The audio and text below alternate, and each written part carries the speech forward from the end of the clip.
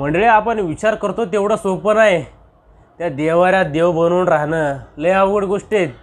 किती तो त्याग केला असेल देवानं, किती ती यातना सहन केल्या असतील, किती त्रास सहन केला असेल, तेव्हा कुठे त्याला देव पण आले. आणि आपण काय म्हणतो, आमचा अमुक नवस पूर्ण केला नाही, आता मी उभ्या जन्मात त्या देवाला जाणार नाही. काही फरक पडत नाही देवाला, काही फरक पडत नाही. तुम्ही जा नाहीतर नका जाऊ. देव चराचरात आहे, कणाकणात आहे. देवाचं रूप एकच आहे, परमेश्वर. आपण त्याला रंग रूप आकार दिला, हे तर खरंच आहे, ही वास्तविकता आहे.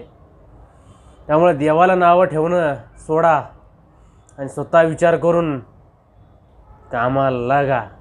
कारण देव कुणाचं वाईट करत नाही आणि वाईट कधी कुणाचं होऊ देत नाही, हेही लक्षात ठेवा.